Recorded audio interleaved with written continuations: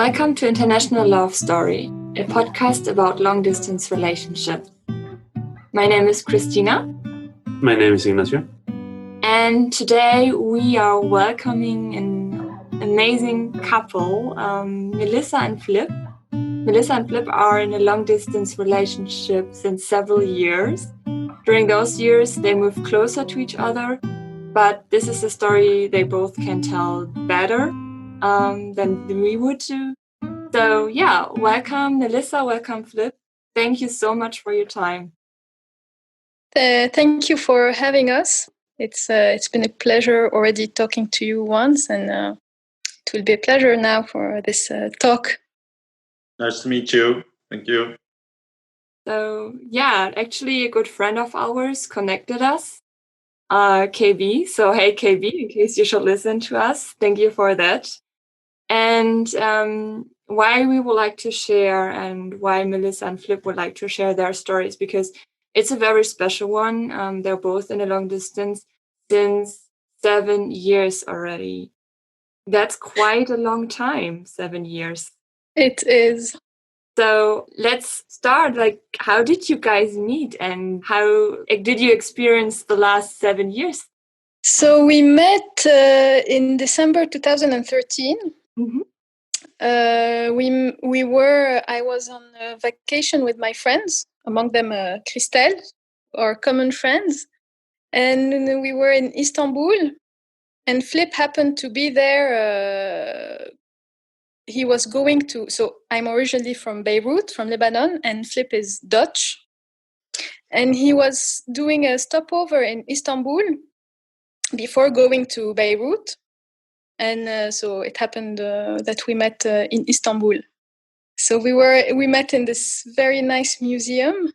And of course, I was with Kristelle on this terrace of the museum, looking at the Bosphore.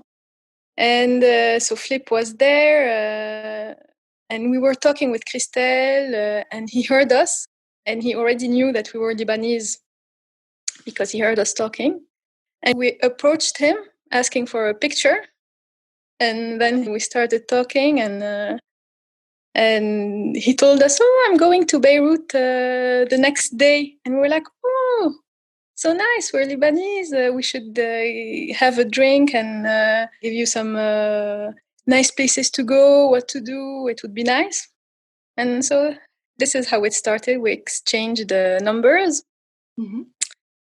And that was in December 2013. It feels like a long time ago, as if I was another person. And actually, Kristelle, so KB, Mm-hmm. last week, she sent us, she knew that we were going to record the podcast this week, and she found it funny to send us the video of how we met, because the first time we met, she was like recording a video, and so she captured us meeting and saying hello and shaking hands, which is so funny. So Flip, what did you think when you saw the girls the first time? So what was your first impression? Yeah, so when I was standing there in Istanbul at this Museum of Modern Art on this blue Sunday, because it was a bit cloudy, and I had the feeling that it started to snow. You know, you have sometimes these low-hanging clouds. Yeah. And I was just gazing into the distance and looking at the big bustling city of Istanbul with all the ships on the Bosphorus and all the people around, and also the seagulls, the birds flying around. And then suddenly I heard these 3 languages in my ear, on the left ear.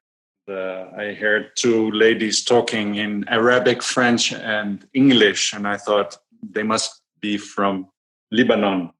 And I was in Istanbul at that moment to go to Lebanon. So I had a stopover of a couple of days in Istanbul. And I went to Lebanon to meet another friend that I met in Amsterdam, where I was living at that moment. So suddenly I knew, hey, there are Lebanese ladies approaching me. And they asked me a question. Hey, can you make a photo of us with the background, the Bosporus and the Topkapi Palace in the distance and the Hagia Sophia. And I said, yeah, sure, I will do that. And so that was the moment it started. And now when I recollect, when I think about that moment, I suddenly have Blue Sunday of the Doors popping up in my head. So because it was on a Blue Sunday, and I really loved that song of the Doors, Jim Morrison singing. It's on their Morrison Hotel album. Yeah, short song. And it was on a Blue Sunday where I found my girl. That's nice. That's how we met. I think it's just interesting that there are several moments in life you will always remember, like it just happened.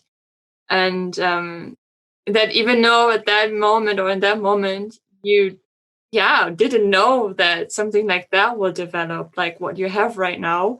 But you do remember, so it was something special. Even though we know that for Melissa, you really liked him, but when you managed to see each other, you really didn't thought that something else could develop out of it, right? No, after we separated after I went back to Lebanon, and he was we met once in Beirut when he was going to Beirut, so we met, and then when he went back to Amsterdam, then he sent me this poem by message, which really surprised me, because I was like, why is he sending me this nice, very poetic text talking about me, how beautiful with my blue mascara sitting on the grass and kissing. And I was like, okay, that's weird. Why is he sending me this? And it took me a while first to respond to this message, because I wasn't sure how I felt. And after I responded, we exchanged, I think, mails, and we started sending mails to each other for a few months, like 5 months. And I had no intention at all. Like, I didn't think of something happening between us. It was just getting to know each other. He's a nice guy. He's interesting. And so at first, no, I didn't expect at all to turn into a relationship. The moment was the end of December 2013. And then we met again 5 days later, when she was back in Beirut again. So we had a second encounter there, a short drink with friends of Melissa as well. But at that moment, I was also enjoying my stay in Lebanon. And I don't know, I just I fell in love. And after that time when I flew back, I indeed sent a message. I have it actually here in front of me. I can. Oh, you found it? Well, how do you call it? Spell it out later. But your poem. Yeah. I would like to read it again. Well, I can send it to you, Melissa, and then you can read it if you want. Okay. But then later on, well, I don't know. It was just some kind of, I don't know, love indeed. Maybe a little bit of puppy love in the beginning, It's maybe my romantic heart or something that was pounding. And I had no intention or something before, or even at that moment, to keep on a relationship while I was living and working at that moment in Amsterdam and she in Beirut. And I also rationally sometimes thought that this distance is not going to work. It's a really, really long distance relationship. I can't just take a train or a bus or a car to visit her. But somehow we kept in contact. So yeah, it just happened. That's how it goes, I guess, in life. Sometimes things just happen. And we kept on talking with each other, and then suddenly after we met more often, and then it grew. And I think I had from the start a good feeling about it, and I just followed the feeling, although sometimes I rationally thought and was thinking of the world, is it going to work? well, let's see, so don't have to think too much and just... Yeah, actually, during, the course of all these years, we were always, we had our ups and downs, but always saying, we'll just see how it goes. Because at many points of our relationship, we were already confronted with the situation, do we stay together or do we leave each other? And every time what we decided was, okay, let's just see how it goes. If it works, it will work, and if not, not. But at the same time, we knew that if we wanted to make it work, it's gonna work. So it was it was going a bit with the flow, trying to make it work somehow. Yeah, I think both of us we were aware and still aware that it's difficult to have this kind of long distance relationship. But on the other hand, we also thought, well, we can always find a solution, and if it feels good, why not just let it go and develop the relationship in that sense, let it flourish. That's the feeling. And I also thought about it saying, hey, it's not that problematic, probably. We can look into the future a bit and, we'll see how it goes. Melissa was also talking about her studies at that moment, that she probably maybe wanted to go to Paris. And I thought, well, Amsterdam, Paris, that's already a little bit in the direction. Yeah, so... Or I would go maybe to Beirut, who cares, it's a really cool time. But how long were you in the long distance between Beirut and Amsterdam? Because this is where you started, right? Yeah. Actually, it was, I think, a year, Flip. A little bit longer, almost 2 years, because then while I was still in Beirut, he moved to Brussels. And then we were doing Beirut, Brussels until 2017. So 3 years ago, I moved to Paris to continue my studies. So it was in 2017. And since 2017, we've been doing Paris, Brussels, which is something great compared to Beirut, Amsterdam, because the train is, there's a train that goes fast. So we were... At the time, before 2017, we would see each other, I think, once every 4 months, maybe. Mm-hmm. Wow. Which is a long time. And when I moved to Paris, we started seeing each other more frequently, which was nice also. And also you'll be able to see each other more spontaneous as well, like last week for your birthday, for example. Yeah, exactly. It was a nice weekend. We met... in Rennes, so it's a city in France. We were supposed to meet in Paris, but Paris, unfortunately, was on this red list. So Flip could not come to Paris, so we decided to meet in another city. Yeah. Yeah, because since almost 5 years ago, I moved from Amsterdam to Brussels, and then the distance between Brussels and Beirut was diminished maybe with, I don't know, 200 kilometers, but not that much. And then afterwards, Melissa came to Paris, so that's really convenient. So I'm now working in Brussels at the railway, in the railway industry, so I can take the train easily to Paris. It takes me only 2 hours to meet her. So on the weekend, I went to Paris quite often. And only now with the coronavirus, we went to lockdown here and in Paris as well. Suddenly in July it opened, so it was after a couple of months again nice to see each other again. I went to Paris, but now it's again, there are new cases and more cases again. So Belgium government puts Paris and other places in the red risk zone. So for me, I can go, but it's a bit risky. So if they catch me, then I would pay €4,500 fine, and then I have to be in self-confinement for 2 weeks, unpaid. You know that. So, and we were discussing about this. I said, yeah, I can go to Paris, but maybe, it's a bit risky. So let's find a solution. So I was looking, and then I found that there was a direct train from here, Brussels to Rennes. It's the capital of Brittany in France. And I asked Melissa, can you go there? She said, yeah. So, okay. And then let's book a hotel there and have a nice weekend there. So that's fine. It's just like in the old days where we were meeting each other sometimes, like a couple of years ago. In different cities. Yeah, in different cities, like in Paris or even in New York. We met once in New York. Yeah.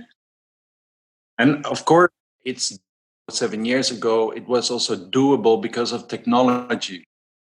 I guess now it's much more easy to have a long distance relationship because you have Skype or WhatsApp. And I imagine that, I guess, still you need to have the good feeling and are both willing to keep it on. I understand that both living in another country, you tend to forget or don't want to have a long distance relationship. But what I want to say is that it's easier now with technology. And I guess my grandparents, with taking a boat for it would be a little different world. That's true. Yeah, for sure. Yeah. But how did you communicate 7 years ago? That was quite difficult. Yeah, in the beginning, we were texting and WhatsApping, using WhatsApp. And then even mails. We started with longer, the long mail. Some letters. Yeah. Flip loves to send postcards and letters, so I received quite a few. Very nice. I actually have a big folder in my closet with all the letters and postcards. Aww. Yeah, long distance allows you to do those kind of stuff that are nice, like communicating by writing, which is nice because you get to discover the person in another way than just meeting and talking. Because when you write, that's my point of view. When you write, you get more into deep feelings and you express it the right way. So it was nice to meet him first this way, like with writing. He seems to be a very romantic person. I mean, at first, yes. I've been told. At first, but then he's also sometimes quite a rational guy. He has both. Yeah. He can be really romantic and he can also be really stubborn. I don't know if rational is the right word, but I don't know. Well, but it's fine. After 7 years, I got used to. It took me, as I told you before, I think I met him when I was 21 years old. Mm-hmm. Flip was already, there's 11 years gap between us. So I was 21 and you were 32. Yeah. And I was still young, a bit not mature enough, uncertain of what I wanted, what I didn't want. So it was difficult at first for me when we really started the relationship to adapt to him and to this long distance in general. It was difficult because it was far. Philip was always busy with his work and I was always like waiting for him to talk, and it was not always possible. But we adapt, and then I grew older and I matured, and now I think now I'm good, I think. It's just interesting because how we got to know you guys also in the last call is that you are super aware of that you're still individuals, and this is how you're acting. I mean, you, Melissa, you studied, you wanted to finish your studies first before basically making a decision of moving somewhere else. And Flip is quite working a lot, as you guys said, but you still have like your lives. Like Melissa is doing her thing, Flip is doing his thing, and then you still meet in the middle. and doing compromises from time to time as well. And this is something we really admire, because we feel like that this is not a matter of course, because quite often it happens that at least one part is giving himself or herself completely up, her whole like self-esteem, if you could say so. And this is something you definitely don't do. And even though, you know, like, I mean, 7 years of long distance, that's a long time for so many people, for us as well, including us, of course. But you are focusing on what you want to achieve in life. And when it works and when it fits, you will close distance. Yeah, I think that if we do something and we're not like, if someone has to give up everything to be with the other, and this person is not happy, then the relationship will not be a happy relationship. So that's why we tried to, each one of us, like, and now we're still trying to have his own life, his own goals to achieve while being together, but still be able to achieve his own things and goals in life. So that's what we try to do. It's hard sometimes, but I think that I think if we are both happy, then the relationship will be a nice one. And you are supporting each other, and no matter what, even on those. So yeah, and I think that in long distance, what I learned from this long distance relationship is that you can always think out of the box to be able to be in such a relationship. So to find compromises, or how sometimes to meet, you have to think, I think, out of the box than other people in a normal relationship do. So it's important. Yeah, so you were saying that you were 4 years in a long distance relationship, and the last 3 years in kind of like a closer long distance relationship, right? And that gave you a whole lot of experiences, I bet, meeting in like midpoints, right? I bet your passport is quite full. Yeah, it is. Yeah, we've met in many different places that allowed us also to discover new places together, which is nice. Making memories. Yeah, memories. And yeah, one of the things that in this, each time we met, it was always difficult for me to adapt to this because every time we met, I felt I was meeting him for the first time again. So it was always difficult for me to adapt to him. It took me, I think, a day or two before I was normal again. But I guess that's all people. I don't know if all people in long distance also have this feeling, or not really. I don't know how you felt. I felt like that. I felt like that as well. I never thought about it, but yeah, it could be. No, but now that Melissa is mentioning it, it always took me a while as well to adapt to him again. Because as you are self-independent, I'm self-independent too.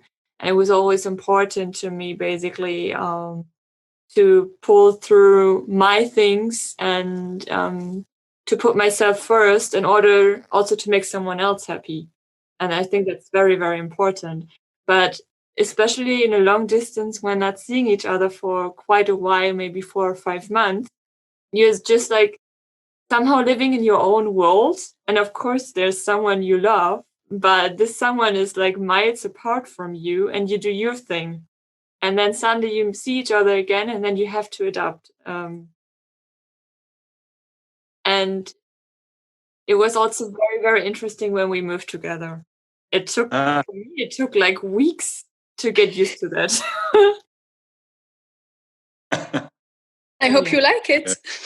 Yeah, I love it. I love it. I'm super happy. I mean, nothing better could have happened to me, at least. I hope he's feeling the same. I guess so. He's not saying anything. So I'm yes. good. No, but that's super normal. Yeah. Yeah. And of course, now with technology, everything is possible. So you can have a long distance relationship very easily and tend to have a relationship for years. The only, minor side or negative side, you can say that, is that the feeling component of having the relationship, it's not there.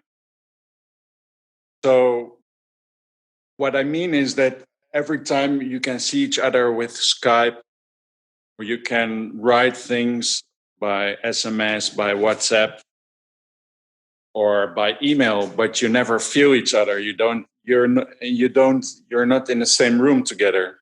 So in the beginning, it was a bit awkward every time we met. So when we got to know each other, we met once in New York and then sometime in Paris or in London. And then, Melissa said also it took a couple of days before you get to know each other pretty well, because you need to you see someone for the first time again after a long period. And still sometimes I have it.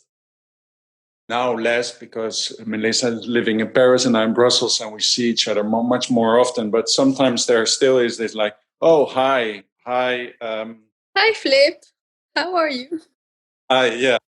Hi, I'm your boyfriend and you're my girlfriend. And we were talking with each other last week every day on the phone. But yeah, now I can touch you, and now I can really adjust to your emotions, and and that's that component which is pretty difficult sometimes in a long distance relationship. Yeah. So this is one of the biggest challenges you have to overcome, or in general, what was the biggest challenge in those 7 years you had to master? I can speak. I think when I go back 7 years to now, in our relationships, there were two big, I don't know how to call it, two milestones, if we can say, or that had a big impact on our relationship. I think the first one was when you got into your depression, Flip. So Yeah. it was in, I don't know, in which year, 2016 maybe. Yeah. I was still living in Beirut, and he was in Brussels, but he was still freshly new in Brussels. And he got into this big depression that was really hard on him, like really, really hard on him. And it, of course, also affected me. And so this was one thing that really, I think, shaped our relationship, because first we had to deal with it being away from each other, which was hard. And also it made me myself question the relationship, because I didn't know what would happen, if we would stay together after this, if he would go back to normal or not, if I want to, and if he doesn't go back to normal, do I still want to continue or not? But then as I said, we were always saying, let's see how it happens, and that's how it went. And I tried as much as I could to be next to him, not next to him physically, but if he needed me, trying to help him with his depression, trying also to stay away when he needed his space and when he needed me to be there for him. So yeah, it was very hard on him, of course, but it was also hard on me. But I think after this, we knew, or I knew, that if we overcame this, we can. So it brought us closer to each other. And the second one for me, the second milestone, or I don't know if I can call it like this, is I think last summer, 2019, I decided to take a break from the relationship. I didn't want to continue anymore because I don't know what happened. It was suddenly not working for me somehow. And we talked a bit, and I said maybe we should think about it more or whatever. And during these weeks, it was so hard on me. And this is where I immediately knew that, okay, I cannot live without him, or I need him in my life, and I'm ready to do anything to just to be with him, even if we cannot close the distance soon. But we're gonna work something out. So these were two big that happened for me, that changed each time changed my perception of the relationship and brought me closer to him. I think you can call it milestone. I think that's absolutely the right word for it, because afterwards, as you just said, you even move closer to each other. So that's a milestone in your relationship. So how did you feel, Flip, during that time? With one word, awful. Mm-hmm. But now I can laugh about it. Mm-hmm. But at that moment, I moved towards Belgium. I started with a new job, and things were not working out. And afterwards, I learned I also have OCD, so that was a big part of it. And so I fell into a big abyss, a deep abyss. And it was the second time. The first time I had that, I think, 13 years ago. And this was the second time. So I knew I went down. And it was hard because I think, well, you need something to catch on and hold on, because in your mind, everything turns into chaos. And so I also tried to explain it to Melissa, but yeah, that was, of course, very hard for her because she was living far away from me. And, and that's pretty hard, I guess, to see someone, your partner having a depression and you're not just next to each other. So at that moment, I went into a depression. I knew it also, and I knew I need to find help. So I went to a psychiatrist, actually, and to have sessions. And it was also a big existential crisis, I guess. So also questioning about our relationship. Although I felt it was just a period and we could overcome, but I guess still I had many questions about our relationship, about myself. And I think Melissa also, seeing me in agony and pain, starting to have questions as well. But we had still contact, and at that moment, and I said, Melissa, I'm not going well this moment, but I know I continue with you. So that was really hard. I became better, and actually, it's thanks to Melissa that after 13 years of suffering, I found out I have OCD, so that's obsessive compulsion disorder. And especially a form of it is called pure OCD, and that's only in your head. So many people know about OCD because they know about that some people have OCD and they are touching the table every time, or they're washing their hands every time. These are compulsions that are obvious for now many people in society.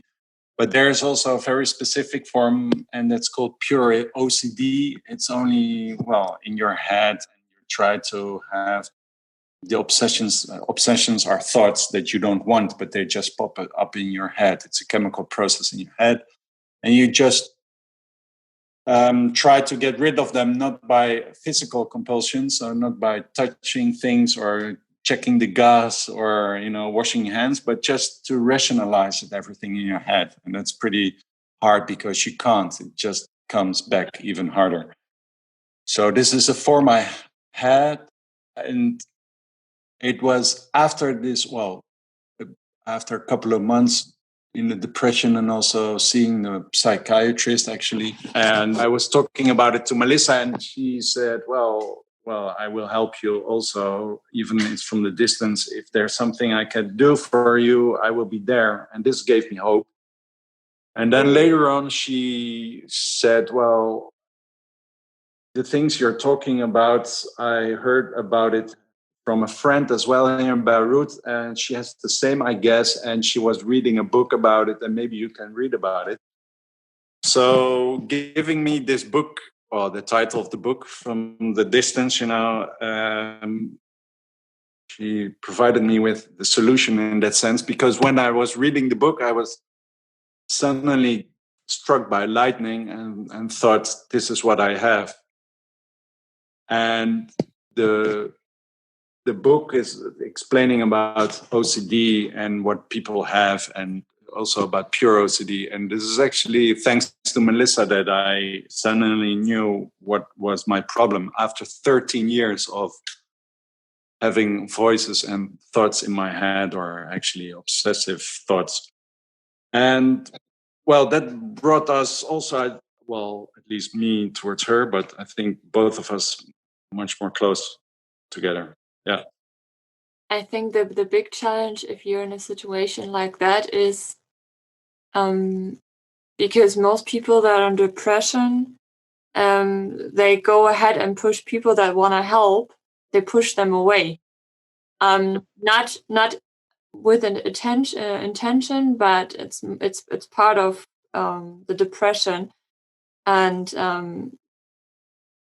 not sure if you felt the same way, Melissa, being pushed away from time to time, but basically, even though staying strong and still being available, still being there, having an open ear if anything comes up, and helping, especially from the distance. I mean, I don't know. I don't remember if I actually felt pushed away, but what I knew is that I saw him that he was not well at all. So even if I don't remember him pushing me away or something, but even if he did it, I would understand because I would see his agony. He was like really, it could be seen on his face, and it was terrible. So I didn't necessarily feel pushed away, but I knew that I was far and I couldn't be there next to him. So what I did is that I knew that sometimes he needed his space to be able to find himself again. And what I could do from my part, I was trying to do research on the internet, sending him links. I found this really cool website talking about it that I sent him also. And I think it was a good website. He was like, yeah, thank you. This is a really informative website. And then that's where I was talking also to it about, I was talking to my friend, so this friend in Beirut. And when she gave me this title of the book, I was like, oh, I know that this is going to help him. So I gave it to him. So yeah, it's trying to balance between being close to him when he needed it, but also trying to give him his space. So yeah, it was difficult for me because I didn't know where our relationship would go. Because for me at the moment, I said, okay, maybe that's the end. Maybe he doesn't want to continue. Maybe I'm not sure if I wanted to continue because it was too hard on both of us being far away. And of course, there's also this thing about when someone has a mental problem, at first it's a bit weird and you get scared, for me, because I didn't know about it. So at the first time he talked to me about it, I was a bit scared, like, okay, that's a bit, it's a scary thing, like, someone telling you about having thoughts in his head or voices. And then, you try to adapt, you try to understand the other, and that's what I try to do. I try to keep myself a bit open-minded, trying to understand, and I'm glad I did that, because together, and also I always tell this to Flip, I'm in admiration of how you got yourself out of this depression, because it was a huge effort from him. And every time I feel bad or depressed, sometimes I remember Flip, and I said, if he did it, I can also do it. So I admire you so much, Flip. Thank you. I love you so much, because at that moment when I was opening up myself in the middle of the depression, because before I had voices in my head and obsessive thoughts, but I did not tell them. I did not tell Melissa about them, and then suddenly I had this depression, and then I opened up myself more, with also the risk that even the risk was higher, because we were not living next to each other and in the same room in the same apartment, but in a 2,000 kilometers way apart from each other, with the risk that you would say, okay, well, I'm very sorry for you, and you have to deal with it yourself. Bye. Have a nice life. That's the risk. And she just helped me and said, okay, whatever's going to happen, I want to help you. I want to support you. And that felt really good on the one hand. And I knew that was really, an act of love. When I think about it, I think that during the depression, it was not necessarily feeling pushed away, but then when you got out of your depression, then he finally good again, and he could finally live his life in peace with all these thoughts, and he started to be well with himself again and everything. And actually that's where I started feeling pushed away. But he was not necessarily pushing me away, but because suddenly he rediscovered himself, he was so happy to be alone, not alone, but to be able to stay with his thoughts without being afraid of them. And I think the 2 years after your depression, after you got out of your depression, that's where I a bit, not a lot, but a bit felt pushed away, because you were already trying to discover all the things that you missed, or I don't know, you were trying to profit again from life, from being again peaceful with yourself. And so you a bit were distant, if I could say distant. Maybe that's where I felt a bit pushed away. And that has led, I think, to this break that we decided to take, that I asked for, actually, because I wasn't sure anymore. Like, okay, now you are peaceful, you are happy with yourself, but what about us? Are we going to do something to try to close the distance or something? And I felt that he was too occupied, too busy with being able to work again peacefully, or to go out again to see his friends. And this was also a bit a hard time for me, because I felt a bit pushed away. But then after this break we took, I knew that I wanted, no matter what, to continue with you, because I like our relationship, and I love you. Love you back. So yeah. It was a bit, it was very, when I reflect about it and think about it, it was, of course, very hard for Melissa as well. So 4 years ago, I had this depression and she helped me and I grew out of it. I got out of it. And then suddenly, because it was a process. It was not just in one day. It took me a long while, month, days where I was crying, shouting, trying to keep your mind again straight and knowing what I had. But this moment,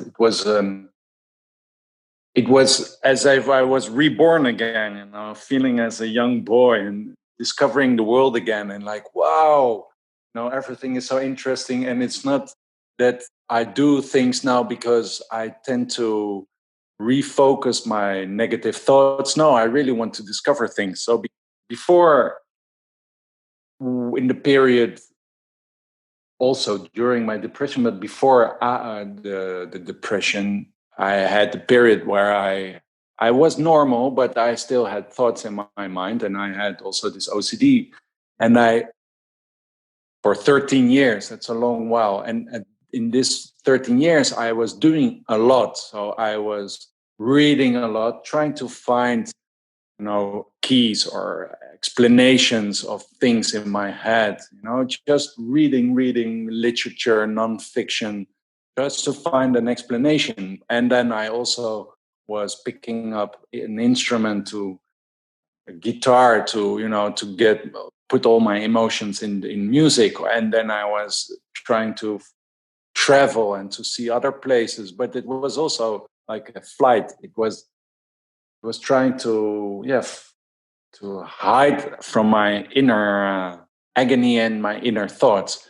And until the moment a couple of years ago that I felt reborn. At that moment, I felt like a young kid again, enjoying. And of course, I have moments that I'm sad or happy or angry, but it's not that there is this kind of voice like a devil in my head. No, that's gone, and I have a very peaceful mind. But at that moment, I was rediscovering everything again. So doing also a lot of stuff, and then with so much energy. So, like, I can be like the young kid I was again. And I guess that was also pushing Melissa a bit away, or unintentionally maybe, but how I felt. Yeah. So then suddenly last year she called me and said, "Yeah, Flip, I want to break." And that was another. I was struck again by lightning. At that moment, I was like, "What? Why?" I didn't see that coming actually, but it was a natural, I think, reaction from her side. Yeah. But it brought us together again. Yeah, true. So that's good. Yeah. And it accelerated, I guess, the process of us being together finally. And making the next step. Mm-hmm. Soon. Yeah. Yeah. So that's what we told you earlier. So we decided to move in together, and we decided that. I think I suggested the idea because we were like, okay, Flip doesn't want to leave his job because he's stable at his job now, or he's got a good pay. And I'm really starting this new job here in Paris. I started like in last September, and I'm happy and I can grow in this job. So what do we do if both of us were happy, and if one will leave his job or his place or whatever, maybe, I don't know, will we still achieve our own goals? So I think, I suggested that, okay, we don't want to leave our careers, but maybe we can still stay working at the places we work in, but then you can move in with me while still working in Brussels. But since Paris and Brussels is not this far, And also this whole COVID crisis made us think that working from home is a possibility. So it opened our eyes and we said, yeah, why not? We started more and more thinking about it, him coming to Paris while still working in Brussels. And now it's happening. So we're so excited. He's I think at the beginning of the week you gave your you talked to his landlord saying, I'm leaving. Yeah. So hopefully by the end of this year he'll be living here in Paris with me. It's just so amazing because, like, first of all, doing a long distance for so many years, going through so many things you just went through in those 7 years, growing together, and as we said, you are still individuals, and you actually know yourself best, and but you're so mature that you feel like this is the right moment. After 7 years of long distance, this is the moment, and now we'll go for it. I don't know if we would have been able to do that. I mean, in our case, we just did 2 years, and that was quite a lot already. So it's just very admirable how you managed all this. Sometimes I think about it, I say, that's really a lot. I don't know how we did it. But as I said before, it's you. I don't know. You have to be, I think, open-minded about it, and just say if you really know that you want to be with this person. Try to say, let's see how it goes, because when the moment will happen, it will happen. And try to have confidence in life, if I could say it that way, like that life will do things how they're supposed to do. So if we're going to be together, we are going, and if not,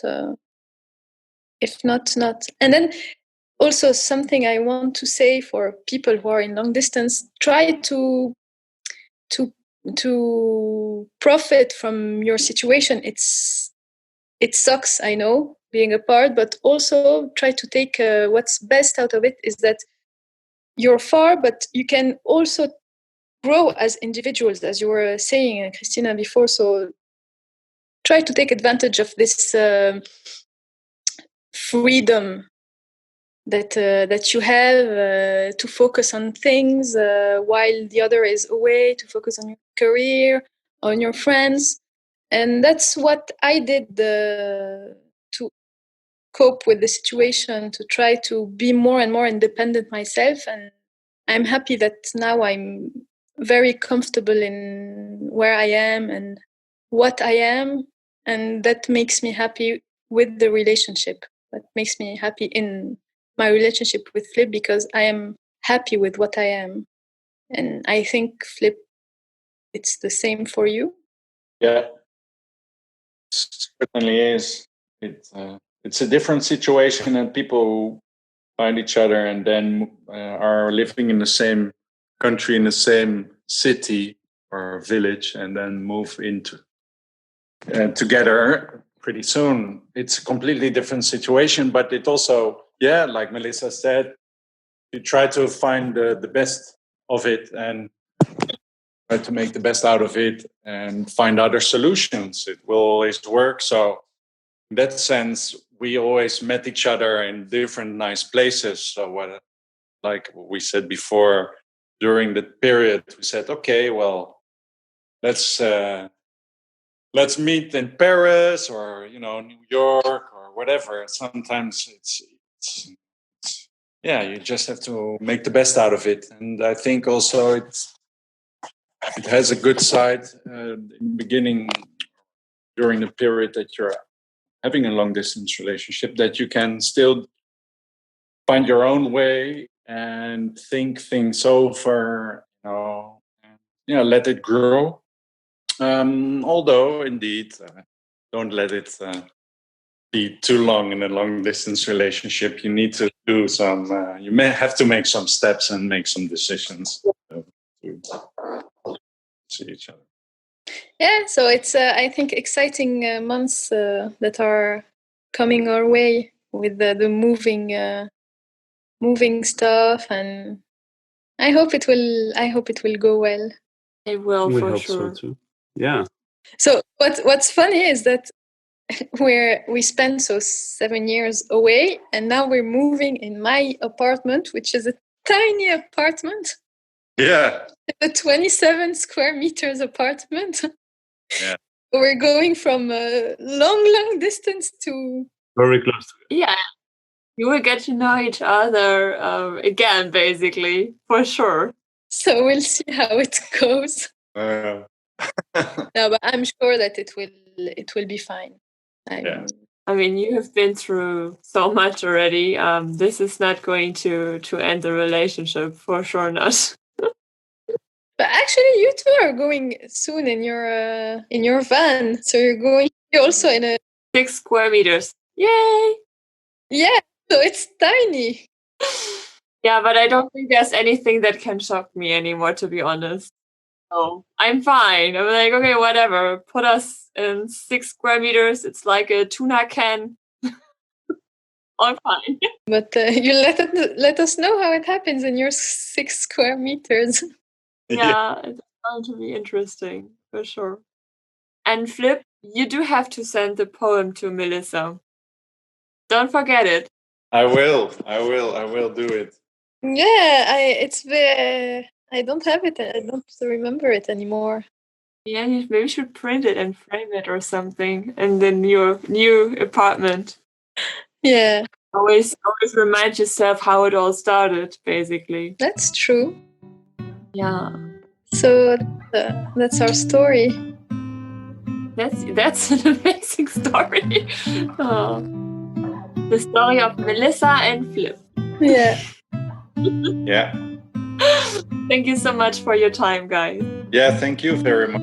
Yeah, thank you for listening to us and hosting us, and actually all this initiative that you're doing, which I think is great. Yeah. So good luck with your with the show. with your program, with